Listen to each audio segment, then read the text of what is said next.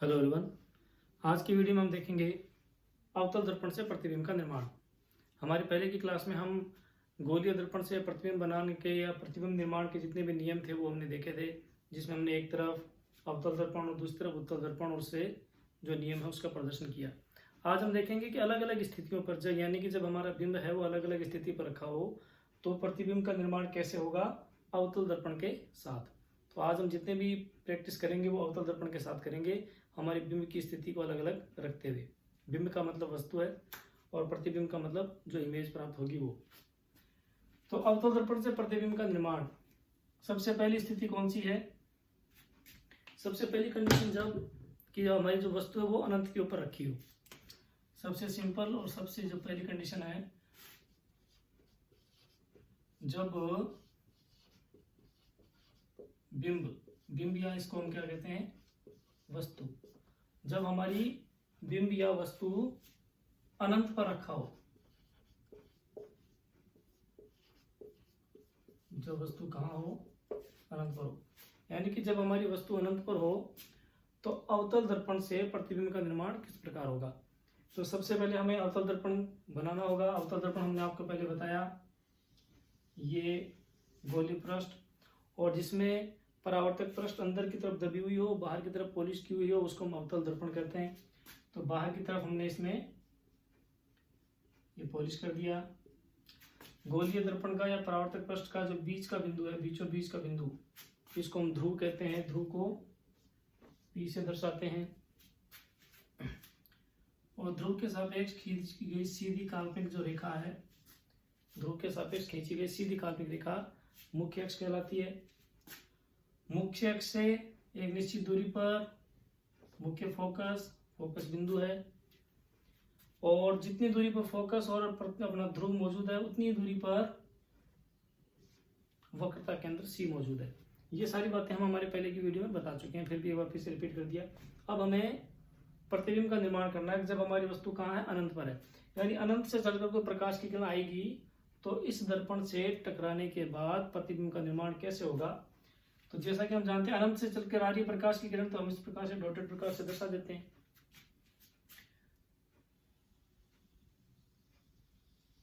ये प्रकाश की किरण चलकर आई। अब यहाँ पर प्रतिबिंब निर्माण के दौरान उन्हीं नियमों का इस्तेमाल किया जाएगा जिसका हमने पहले डिस्कशन किया था। वो 4 मुख्य नियम आपने आपको बताए थे, जिसमें सबसे पहला नियम क्या है कि अनंत से आने वाली प्रकाश की किरण परावर्तक पृष्ठ से टकराने के बाद मुख्य फोकस में से होकर गुजरती है। तो ये प्रकाश की किरण आई और यहां से टकराने के बाद मुख्य फोकस के अंदर से होकर गुजरेगी। इस प्रकार अनंत से हमने एक प्रकाश की किरण दर्शाई। अनंत से जितने भी प्रकाश की किरणें आएंगी वो सब इसी प्रकार से मुख्य अक्ष के समानांतर होते हुए आएंगी। ये मुख्य अक्ष के समानांतर होते हुए आई और परावर्तन के बाद यानी कि दर्पण से टकराने के बाद या परावर्तक पृष्ठ से टकराने के बाद मुख्य फोकस में से होकर गुजरेंगे। इस प्रकार से मुख्य फोकस में से होकर गुजरेंगे। 2 ऊपर बना दिए, 2 नीचे बना सकते हैं या ऊपर 3 नीचे 3। इस प्रकार से आप बहुत सी प्रकाश की किरणें दर्शा सकते हैं। जैसे एक प्रकाश की किरण नीचे से आप दर्शा सकते हैं, ये अनंत से प्रकाश की किरण चलाई, ये मुख्य अक्ष के समानांतर होकर आने वाली प्रकाश की किरण परावर्तन के बाद मुख्य फोकस में से होकर गुजरती है। तो इस प्रकार से इसको मुख्य फोकस में से होकर गुजार देंगे। तो प्रतिबिंब का निर्माण कब होता है? जब परावर्तन के बाद 2 या 2 से ज्यादा प्रकाश की किरणें जहां एक दूसरे को काट दें वहां पर हम प्रतिबिंब का निर्माण मानते हैं। तो हमने देखा कि जितनी भी प्रकाश की किरणें हैं परावर्तन के बाद वो ये जो हमारा मुख्य फोकस का बिंदु है, इस मुख्य फोकस के ऊपर एक दूसरे को काट रही है, यानी कि जो हमारा प्रतिबिंब बनेगा वो कहाँ बनेगा, मुख्य फोकस पर। तो यदि हम हमारे प्रतिबिंब की स्थिति को दर्शाएं, ये जो स्थिति हम लिखेंगे प्रतिबिंब की स्थिति लिखेंगे, यानी कि अवतल दर्पण से बनने वाले प्रतिबिंब की स्थिति क्या होगी जब हमारा जो वस्तु है अनंत पर है। तो हमारा प्रतिबिंब कहां बना, मुख्य फोकस पर, मुख्य फोकस F पर प्रतिबिंब मुख्य फोकस पर बनेगा और यहां पर बिल्कुल बिंदु के समान बहुत छोटा प्रतिबिंब कैसा होगा, बहुत छोटा, बहुत छोटा बनेगा। और प्रतिबिंब उल्टा बनेगा, और जो प्रतिबिंब उल्टा बनेगा हमेशा ध्यान रखना है वो प्रतिबिंब वास्तविक कहलाएगा। प्रतिबिंब उल्टा बनेगा और कैसा बनेगा, वास्तविक बनेगा।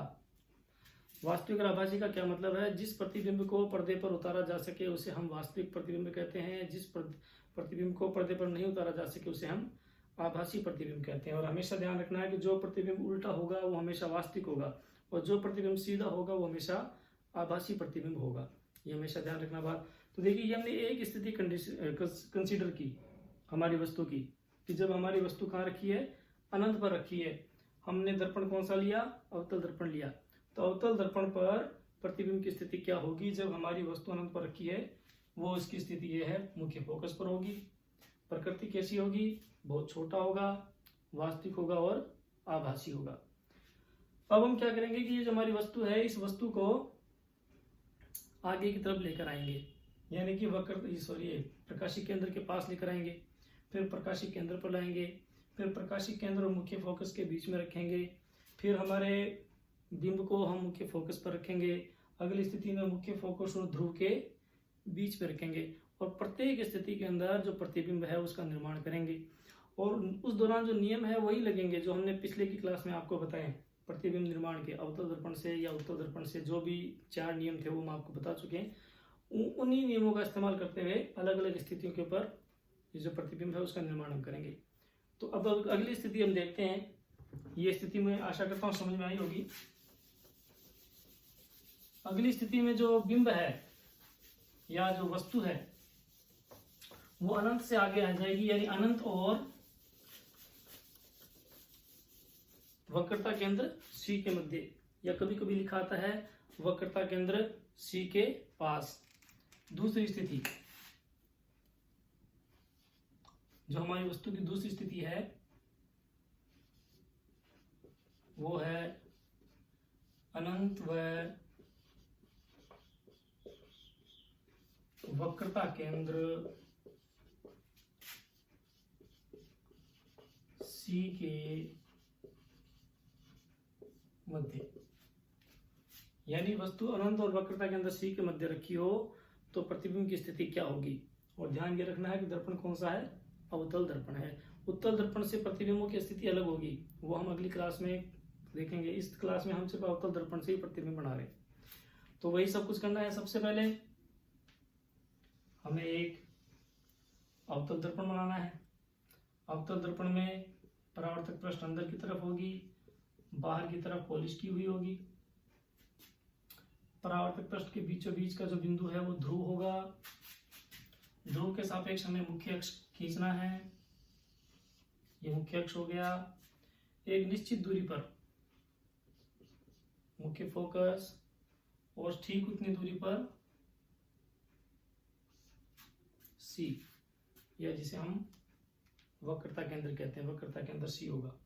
अब इस समय जो हमारी वस्तु है वो सी और अनंत के बीच में है, यानी सी के आगे हमें कहीं पर वस्तु रखनी है। ये हमने रखी वस्तु को एक तीर की तरह इस प्रकार से दर्शाना है। हमेशा ध्यान रखें जो वस्तु की ऊंचाई है वो इस दर्पण के द्वारक से थोड़ी सी कम रहनी चाहिए, इससे ज्यादा बड़ी नहीं होनी चाहिए, वरना प्रतिबिंब के जो निर्माण के नियम है वो लागू नहीं हो पाएंगे। तो ये हमारी वस्तु रखी है। अब इस वस्तु को हमने यहाँ रख दिया अनंत और सी के मध्य। अब प्रतिबिंब कहाँ बनेगा वो हमें देखना है।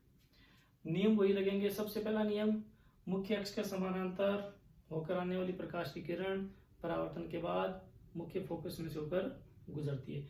तो अब प्रकाश की किरण चलेगी वस्तु से, ये वस्तु का जो सिरा है यहाँ से हमें प्रकाश की किरण को चलाना है और मुख्य अक्ष के समानांतर होकर चलेगी। ये मुख्य अक्ष के समानांतर होकर आने वाली प्रकाश की किरण परावर्तन के बाद मुख्य फोकस में से गुजरती है। तो परावर्तन के बाद इसको इस प्रकार से मुख्य फोकस में से गुजरना है। ये मुख्य फोकस में से गुजार दिया। दूसरा नियम क्या कहता है? दूसरा नियम कहता है कि मुख्य फोकस में से होकर गुजरने वाली प्रकाश की किरण परावर्तन के बाद मुख्य अक्ष के समानांतर हो जाती है।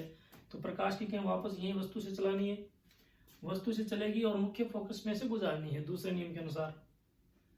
तो मुख्य फोकस के अंदर से होकर गुजरने वाली ये प्रकाश की किरण ये मैं सारे डायग्राम हाथ से बना रहा हूँ, आप स्केल से बनाएं तो बिल्कुल सीधी लाइनें खींचें और ये डायग्राम बिल्कुल सही स्थिति में बनेंगे। अगर आपने सभी दूरियां समान रखी हैं, वस्तु की ऊंचाई का ध्यान रखा है, द्वारक का ध्यान रखा है, इन दूरियों का ध्यान रखा है, तो जो प्रतिबिंब की स्थिति होगी बिल्कुल सही बनेगी। मुख्य फोकस में से होकर गुजरने वाली प्रकाश की किरण परावर्तन के बाद मुख्य अक्ष के समानांतर हो जाती है। तो ये मुख्य अक्ष के समानांतर हो गई, ये परावर्तित प्रकाश की किरण है। तो आपने देखा एक परावर्तित प्रकाश की किरण ये है और दूसरी परावर्तित प्रकाश की किरण ये है। तो जहां पर परावर्तन के बाद दो प्रकाश की किरणें एक दूसरे से मिल जाएं, वहां पर प्रतिबिंब का निर्माण माना जाता है। यानी हमारा प्रतिबिंब कहाँ बना, यहाँ पर कहाँ बना। अब ये मुख्य अक्ष के नीचे की तरफ है, तो जो अब हमारा तीर बनेगा वो नीचे की तरफ बनेगा। यहाँ पर तीर सीधा खड़ा है, यहाँ पर तीर उल्टा खड़ा है। इसका अर्थ ये हुआ कि जो हमारा प्रतिबिंब है वो कैसा है, उल्टा है। प्रतिबिंब की स्थिति कहाँ है, मुख्य फोकस और वक्रता केंद्र के बीच में है। तो अब इसकी हम प्रतिबिंब की स्थिति और प्रकृति लिखना चाहें, प्रतिबिंब की स्थिति क्या है, मुख्य फोकस F और वक्रता केंद्र C के मध्य। मैं सीधा F व C लिख रहा हूं, F व C के मध्य। दूसरी बात, ये जो प्रतिबिंब बनेगा उल्टा बनेगा, और भी मैंने आपको बताया जो प्रतिबिंब उल्टा बनेगा वो वास्तविक कहलाएगा। यानी प्रतिबिंब की प्रकृति कैसी है, वास्तविक। और एक महत्वपूर्ण बात, ये जो प्रतिबिंब है इसका साइज इस हमारे बिंब से, वस्तु से छोटा है, यानी प्रतिबिंब छोटा बनेगा बिंब की तुलना में। प्रतिबिंब का आकार कैसा होगा, वस्तु से छोटा होगा, आवर्धन क्षमता कम आएगी। आवर्धन क्षमता क्या होती है अगली क्लास में देखेंगे। वैसे मैं बता देता हूँ, प्रतिबिंब की ऊंचाई और बिंब की ऊंचाई का जो अनुपात है उसको हम आवर्धन क्षमता कहते हैं। यहाँ पर प्रतिबिंब छोटा है और बिंब बड़ा है, तो ये इस प्रकार से ये दूसरी स्थिति हुई। इस प्रकार से इन्हीं नियमों का पालन करते हुए अपने तीसरी स्थिति, जहां पर हमारी जो वस्तु होगी कहाँ होगी, वक्रता केंद्र पर होगी, उसका प्रतिबिंब बना सकते हैं। अगली स्थिति के अंदर जो हमारी वस्तु आएगी वो मुख्य फोकस और इसके वक्रता केंद्र के बीच में आ जाएगी, तब हमें प्रतिबिंब का निर्माण करना है। अगली स्थिति के अंदर ये जो हमारी वस्तु होगी वो मुख्य फोकस पर होगी और उसके बाद मुख्य फोकस और ध्रुव के बीच में होगी। यानी कि बिंब को या इस वस्तु को लगातार आगे की तरफ बढ़ाते हुए अलग अलग स्थितियों के ऊपर रखते हुए हमें प्रतिबिंब का निर्माण करना है। और नियमों का वही इस्तेमाल होंगे, वही नियम इस्तेमाल होंगे जो नियम हम आपको पहले बता चुके हैं। तो आप आगे प्रैक्टिस करेंगे तो इस प्रकार से प्रतिबिंब बनते चले जाएंगे। वैसे एक मैं साधारण से आपको बात बता दूं समझने के लिए, जब हमने अनंत से शुरू किया था तो हमारा प्रतिबिंब मुख्य फोकस पर बना था। जब अनंत और सी के बीच में आ गए तो प्रतिबिंब हटकर एफ और सी के बीच में आ गया। जब हमारी वस्तु थोड़ी सी और आगे आएगी, सी पर आएगी, हमारा प्रतिबिंब थोड़ा सा और पीछे चला जाएगा और सी पर आ जाएगा। जब आप सी और एफ के बीच में आ जाएंगे तो हमारा प्रतिबिंब थोड़ा सा और पीछे चला जाएगा, सी के परे चला जाएगा। जब आप एफ पर आ जाएंगे प्रतिबिंब और भी पीछे चला जाएगा अनंत के ऊपर। यानी कि वस्तु आगे की तरफ जाती रहेगी और प्रतिबिंब पीछे की तरफ जाता रहेगा। एक दो स्थितियों के अंदर हम और कंसिडर करते हैं कि अवतल दर्पण से प्रतिबिंब का निर्माण कैसे होगा।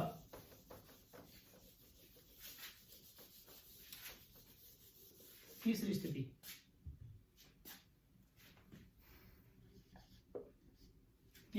यदि हम वस्तु को वक्रता केंद्र सी पर रखें तो प्रतिबिंब का निर्माण कहाँ होगा या प्रतिबिंब की स्थिति क्या होगी। अब हमारी जो वस्तु है वो कहाँ है,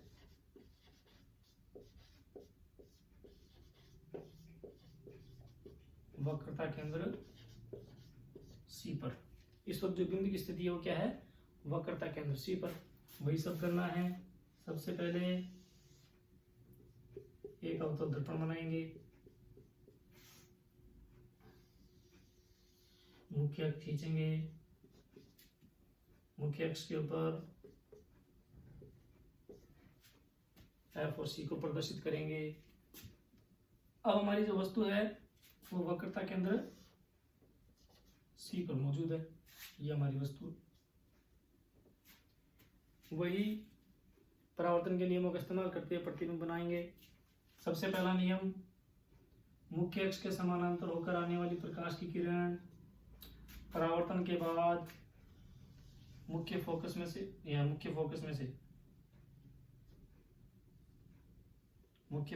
होकर गुजरेगी। दूसरा नियम, मुख्य फोकस में से होकर गुजरने वाली प्रकाश की किरण परावर्तन के बाद मुख्य अक्ष के समानांतर हो जाएगी। तो यहां पर आप देखेंगे कि इस जगह पर परावर्तन के बाद दो प्रकाश की किरणें टकरा रही हैं। तो जहां पर दो प्रकाश की किरणें परावर्तन के बाद एक दूसरे से टकरा जाए वहां पर प्रतिबिंब का निर्माण माना जाता है। तो आप देखेंगे कि ये जो प्रतिबिंब बनेगा ये भी लगभग कहाँ बनेगा, ये थोड़ा हाथ से बना रहे हैं तो थोड़ा सा 1-2 इंच आगे पीछे हो गया, वापस सी के ऊपर ही बनेगा। और जो अपने प्रतिबिंब की और बिंब की जो ऊंचाइयां होंगी वो भी कैसी होंगी, बराबर होंगी। प्रतिबिंब उल्टा होगा और उल्टा होगा तो वास्तविक भी होगा। ये सारी बातें आप लिख सकते हैं। इस प्रकार अलग अलग स्थितियों के अंदर हम बिंब को रखते हुए प्रतिबिंब का निर्माण कर सकते हैं। तो आज की वीडियो का मुख्य उद्देश्य ये था कि प्रतिबिंब निर्माण के जो नियम थे उनका इस्तेमाल करते हुए अलग अलग स्थितियों में प्रतिबिंब का निर्माण कैसे किया जाए अवतल दर्पण की सहायता से। आने वाली क्लास के अंदर हम इस बिंब को थोड़ा सा आगे, यानी कि अगली जो स्थितियां बची वो भी हमें प्रैक्टिस कर लेंगे कि जब हमारी वस्तु है वो वक्रता के अंदर C और F के मध्य हो तो प्रतिबिंब का निर्माण कहाँ होगा, और जब हमारा वस्तु मुख्य फोकस पर हो तो प्रतिबिंब का निर्माण कैसे होगा। तो ये सारी बातें हम अगली क्लास में करेंगे। तब तक के लिए आप सभी का धन्यवाद। Thank you very much.